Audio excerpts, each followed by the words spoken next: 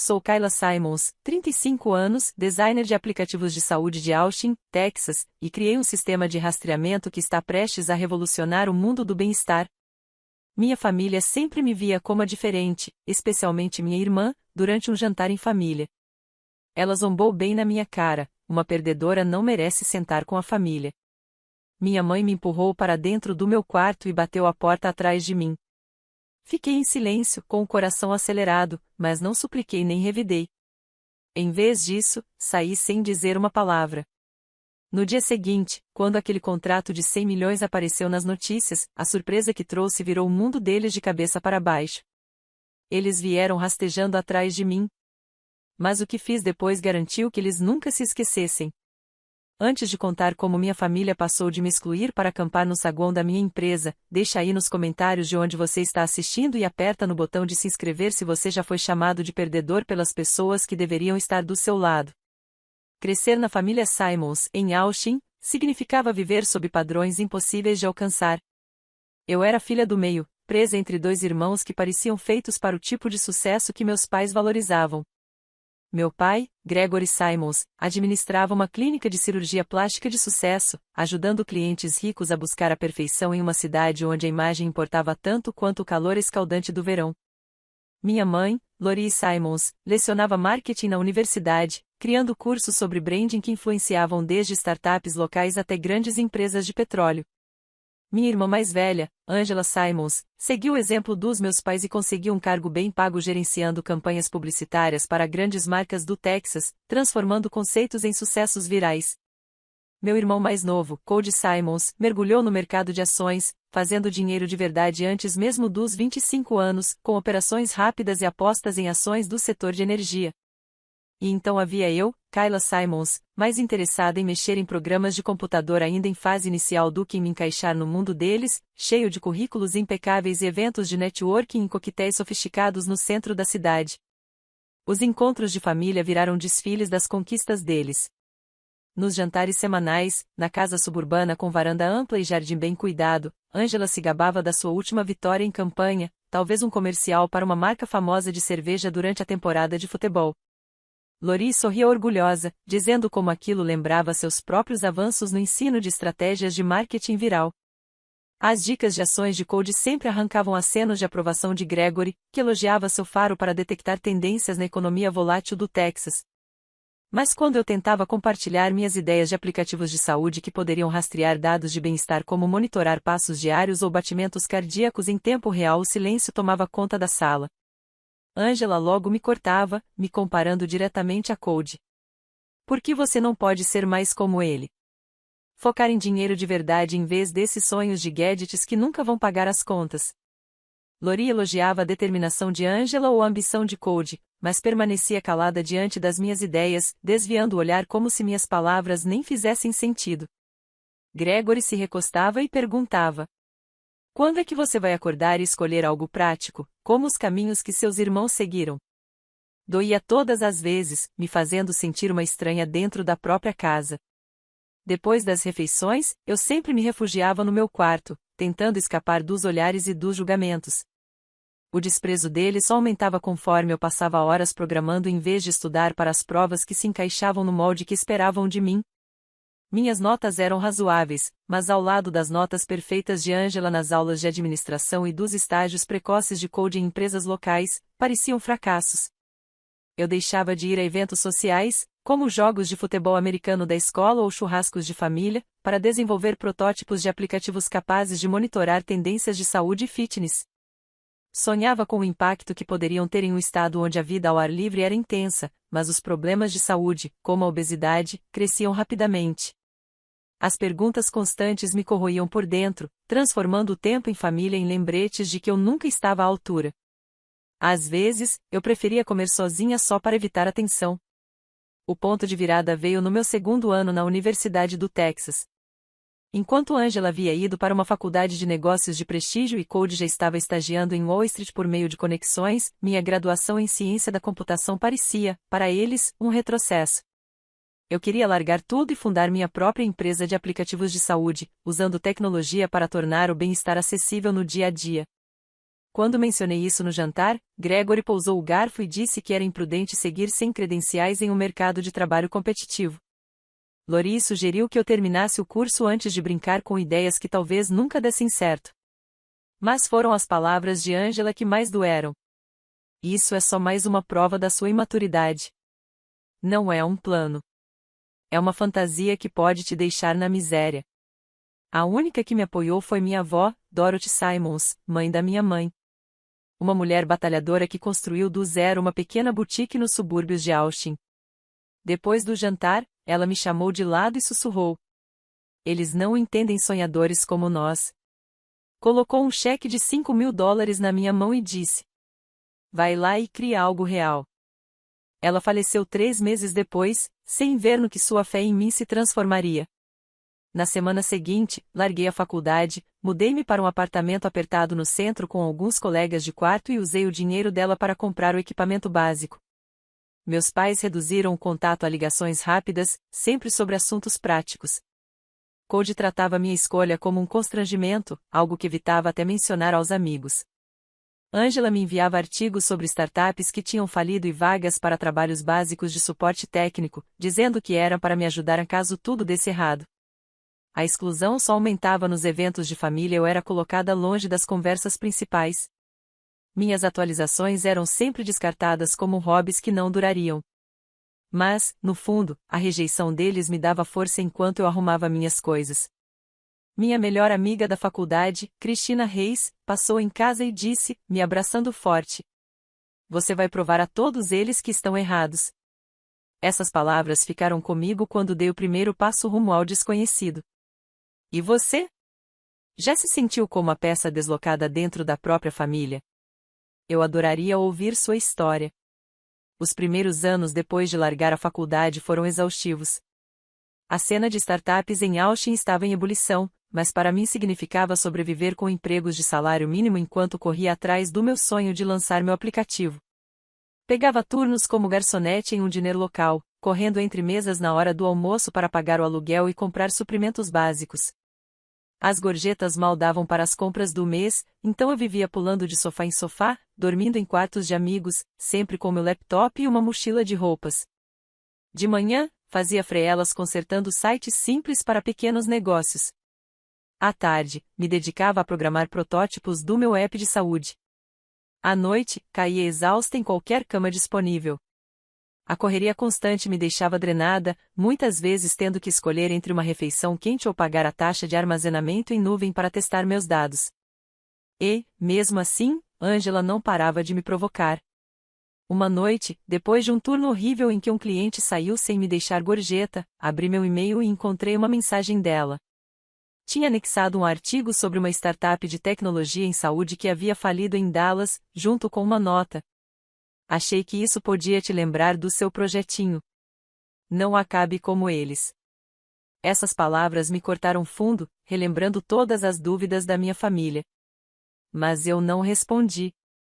No lugar disso, desabafei com Cristina no dia seguinte, durante um café.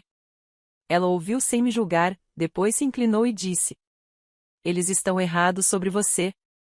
Continue insistindo. Esse aplicativo pode mudar vidas. O incentivo dela me puxou de volta da beira do desânimo, lembrando por que eu tinha começado. As coisas mudaram quando conheci Kyle Shen. Durante um turno lento no diner, ele me viu rabiscando interfaces de aplicativo em guardanapos entre os pedidos. Perguntou sobre aquilo, e eu expliquei meu conceito de monitorar métricas de saúde mental com entradas simples do usuário. Os olhos dele brilharam. Ele tinha acabado de vender sua própria empresa de serviços web e estava em busca de novas ideias. Conversamos por mais de 1 hora depois que meu turno terminou e, 2 semanas depois, ele se tornou meu sócio, investindo $70.000 para registrar a empresa e garantir as patentes iniciais. Foi o suficiente para alugar um pequeno escritório compartilhado no centro de Austin. Nosso primeiro aplicativo, Health Track, foi lançado com grandes expectativas mas fracassou rapidamente. Erros técnicos se acumularam e subestimamos as rígidas regulamentações do HPA para dados de saúde no Texas. Clientes desistiram depois dos primeiros testes revelarem problemas de conformidade, e nosso capital evaporou em 18 meses. Kyle, no entanto, permaneceu firme. Isso é só um tropeço. Aprendemos o que não fazer. Decidimos pivotar para o Vital App, focando em monitoramento de bem-estar com inteligência artificial para usuários comuns.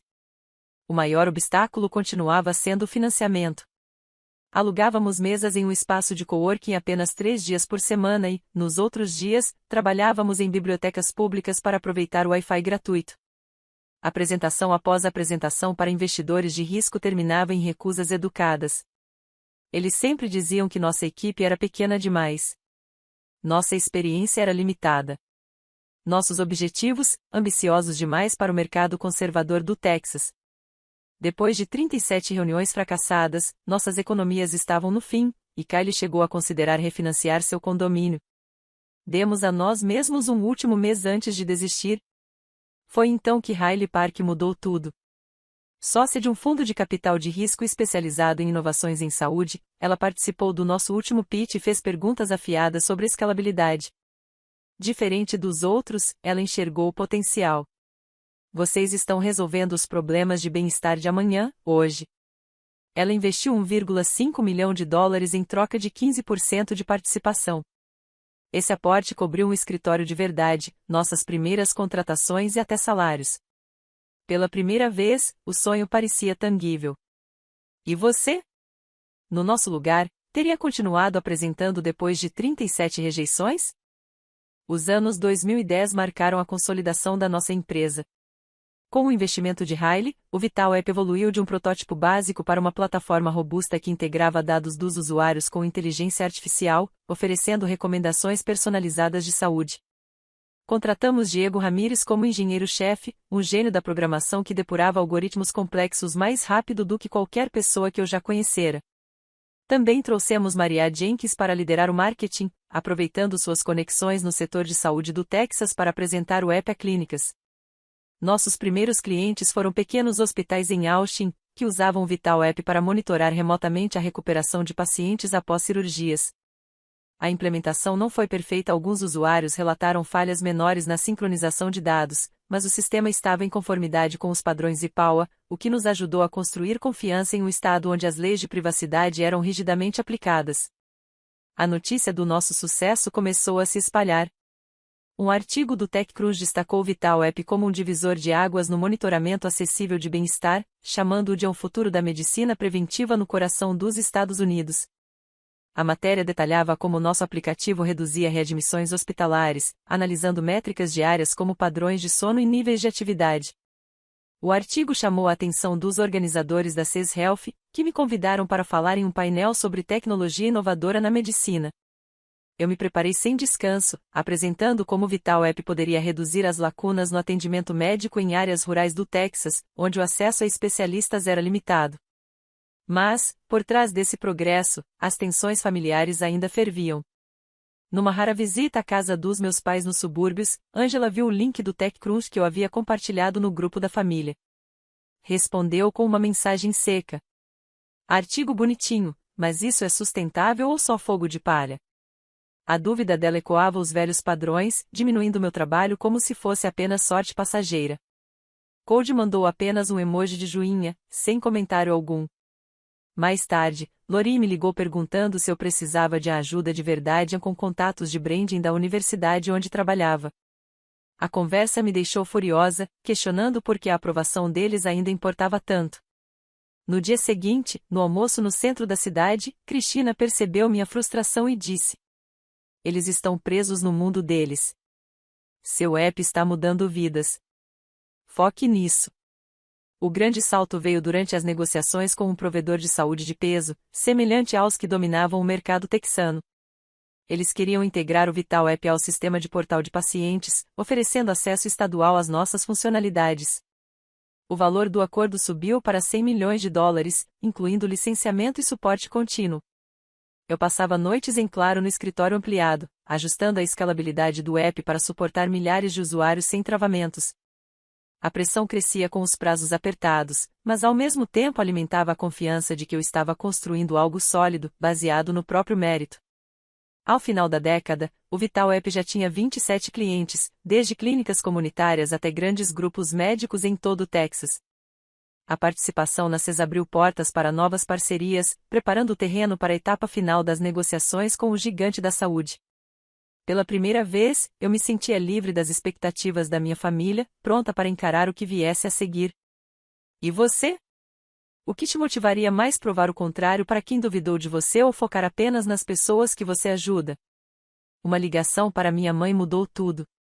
Era o começo de 2025 e, com o Vital App prestes a fechar um grande contrato, eu quis me reconectar num jantar de família, na velha casa nos subúrbios de Austin. Disquei o número dela, o coração acelerado, querendo compartilhar meu progresso. Posso ir ao jantar de família neste fim de semana? Perguntei. Ela hesitou, a voz cautelosa. A Angela pode não gostar muito, mas, tudo bem, venha. O tom dela já insinuava problema, mas eu ignorei, acreditando que talvez, dessa vez, eles viriam meu trabalho de outra forma. O jantar foi um desastre. Sentamos em volta da mesa de carvalho, o ar pesado de tensão. Quando mencionei o crescimento recente do Vital App em clínicas, Angela se inclinou, os olhos duros, e cuspiu. Uma perdedora não merece sentar com a família. As palavras bateram como um tapa, ecoando a rejeição que eu já enfrentava há anos. Cody deu um sorriso de canto e completou. Talvez tente um emprego de verdade primeiro. Meu pai assentiu, murmurando algo sobre carreiras estáveis. De repente, minha mãe se levantou, agarrou meu braço e me empurrou para o meu antigo quarto, batendo a porta com força. Não estrague a noite. A traição doeu como nunca. Minha mãe, que antes era neutra, agora estava do lado do veneno da Angela. Meu peito apertou, a raiva se misturando à dor, mas eu segurei a língua. Peguei minha bolsa e fui embora. A porta da frente se fechou atrás de mim com um clique seco. De volta ao meu apartamento no centro, fiquei olhando pela janela, vendo vizinhos jantarem juntos sob a luz quente das varandas. A solidão bateu forte, mas eu me recusei a desmoronar. Cristina me mandou mensagem, convidando para jantar na casa dela. Eu recusei. Preciso focar no trabalho. Sozinha à mesa da minha cozinha, abri o notebook e mergulhei nos ajustes finais para a escalabilidade do Vital App. O aplicativo precisava suportar milhões de usuários para o contrato com a área da saúde. Cada linha de código parecia uma chance de provar que eles estavam errados. Tarde da noite, meu celular vibrou com uma mensagem de Sophia Lowe, diretora de inovação da empresa de saúde. Estamos preocupados com a capacidade do app para o volume de usuários. Você pode resolver isso com urgência? Meu coração disparou. Era um momento decisivo, tudo ou nada. Passei horas ajustando protocolos de processamento de dados, garantindo integração perfeita com os sistemas de pacientes e ao mesmo tempo atendendo aos padrões rígidos de privacidade. O trabalho me consumia, afastando a dor do jantar em família. Quando o dia começou a nascer, enviei as especificações atualizadas. Meus dedos tremiam de exaustão e determinação. Recostei na cadeira e encarei as xícaras de café espalhadas. As palavras da minha família ecoavam: perdedora. Não merece nada. Mas, em vez de me derrubar, aquilo alimentava o fogo dentro de mim. Eles iam se arrepender de me subestimar. O contrato estava cada vez mais próximo, e eu não deixaria as dúvidas deles me deterem. Naquela mesma noite de trabalho intenso, meu apartamento em Austin estava em silêncio quando o telefone voltou a acender com uma ligação urgente de Sophia Lowe. Kayla, precisamos que o app escale para milhões de usuários sem derrubar nossos sistemas. A voz dela trazia preocupação. Mergulhei novamente no código, ajustando a distribuição de dados para lidar com a carga massiva sem comprometer a privacidade dos pacientes. As horas se misturavam enquanto eu otimizava a integração com os prontuários eletrônicos, garantindo que cada detalhe atendesse aos padrões de conformidade. Meus olhos ardiam, mas a pressão me mantinha alerta. Este era o último obstáculo para fechar o acordo. Por volta da meia-noite, Riley ligou, a voz animada apesar da hora. Nossa equipe voltou ao escritório para revisar suas atualizações. Estão impressionados com a sua rapidez. As palavras dela reacenderam uma esperança, me fazendo revisar cada linha de código com ainda mais atenção. Às 2 horas da manhã enviei as especificações revisadas, minhas mãos firmes apesar do cansaço. Às 4 horas, recebi uma chamada de vídeo de Sophia, seu rosto sereno diante do fundo corporativo de seu escritório. A solução de escalabilidade é brilhante, disse ela. Estamos prontos para assinar por 100 milhões de dólares, incluindo licenciamento e suporte. Congelei. O peso de anos inteiros se desprendia dos meus ombros. As lágrimas brotaram, não de dor, mas pela validação de finalmente provar a minha visão. Cristina, que tinha vindo me fazer companhia, me abraçou forte enquanto ríamos. O quarto se encheu de alívio. Na manhã seguinte, a TV disparava a notícia de última hora na CNBC. Startup de Austin, Vital App, fecha contrato de 100 milhões de dólares com um grande provedor de saúde, revolucionando o monitoramento de bem-estar no Texas. As palavras da âncora me atingiram antes mesmo que eu processasse o anúncio precoce. Meu celular explodiu de mensagens colegas, antigos companheiros de faculdade, até repórteres locais. Então veio a ligação da minha mãe. Kayla, você está na TV, disse ela, a voz trêmula. Esse contrato vale mesmo 100 milhões de dólares? Confirmei, mantendo o tom neutro. Logo depois, Angela enviou uma mensagem. Parabéns. Vamos conversar em breve. Talvez eu tenha te interpretado mal antes. Cody também escreveu, direto. Tem espaço para investidores agora? O interesse repentino não me surpreendia, mas me deixava fria. Distante. Daquela família que me desprezara. Encarei a tela, deixando as mensagens sem resposta. A vitória era minha, não deles. E eu não deixaria que se apropriassem dela. No fim da tarde, o chão já parecia ter mudado sob meus pés. Minha família apareceu sem avisar no nosso escritório no centro de Austin. Eu os vi através das portas de vidro, mamãe andando de um lado para o outro, nervosa, enquanto Angela checava o celular. Cody ficou parado, rígido. Papai observava o espaço moderno, com mesas elegantes e a vista da cidade. Entrei na sala, me preparando para as palavras deles. Sem rodeios, projetei na tela da sala de conferências o contrato assinado de 100 milhões de dólares. Aqui está a surpresa da fracassada em que vocês não deixaram sentar à mesa com a família, falei, a voz firme. Os rostos deles congelaram, os olhos fixos nos números brilhando na tela. Angela quebrou o silêncio primeiro. Kayla, eu te julguei mal, parabéns. Disse, forçando um sorriso. Os olhos da mamãe marejaram. Me desculpa, querida. Agora estamos orgulhosos de você. Papai completou. Tenho contatos em hospitais que podem expandir isso. Cody se apressou em acrescentar. Vamos investir juntos em estilo de negócio de família. O calor repentino deles cheirava a oportunismo, não a amor. Dei um passo à frente, elevando a voz. Vocês só se importam agora por causa do dinheiro e do status que ele traz. Onde estavam quando eu precisei de apoio? Angela rebateu. Você é egoísta. Está nos afastando. Gritei de volta. Foram vocês que me afastaram primeiro. A sala ecoava com nossos gritos, até que apontei para a porta. Saiam. Eles saíram atonitos, e eu bloqueei seus números sem hesitar. Angela tentou controlar a narrativa online. Postou no LinkedIn, elogiando meu sucesso para salvar a própria imagem.